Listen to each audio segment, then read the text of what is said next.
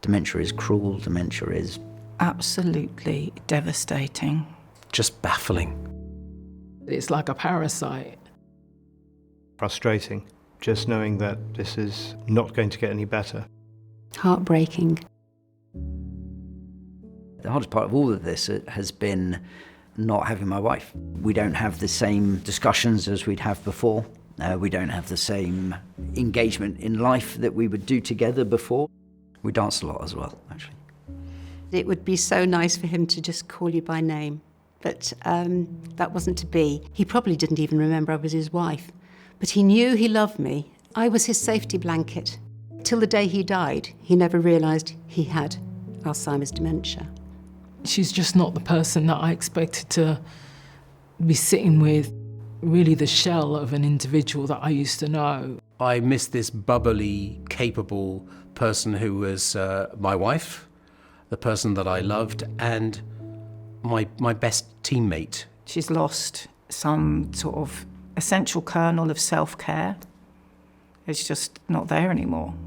Unfortunately, so many people with dementia who are basically trapped in themselves. It is like, you're walking in a fog and trying to get out of the fog and trying to find a direction. People stop inviting you to places. Your outside life sort of disappears. My whole world just got smaller and smaller and smaller, and that put great strain on me. There's no planning for the future, really. In a way, I don't want the future to happen because the future is not good. So now I only plan really for the next 6 months. I suppose many of us would want to be able to grow old with someone, and I'm not sure that's going to happen. So that's going to be tough. Some days you come in and she's got, 3 pairs of trousers. I have no clue how she managed to get 3 pairs of trousers on the other day. That's possibly me in the next 20 years. It would have been very easy for me to say, no, I don't suffer with dementia and ignore it. But I can't do the activities that I used to do. We used to do a lot of traveling. Now I can't leave the house.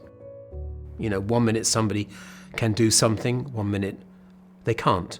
1 minute they recognise someone, the next minute they haven't got a clue who that person is. So as long as I can make her smile, then it means a huge amount. She becomes very uninhibited. So that means if we're out in a social environment or in a restaurant or a coffee shop or something, she can say some pretty inappropriate things. I mean, you could get frustrated, but you sort of have to laugh and have to enjoy them. When you are with other people who understand, you don't have to apologise. Having 5 children is an asset. So if one gets fed up with me, I go to the other one. I'm not lonely, but I'm alone. It was so painful being the one that had to agree with the doctor that it was time to go into a care home. It just felt so unfair. In the early days, I did stress. There were days when I did lose control. Sometimes I find myself losing my patience.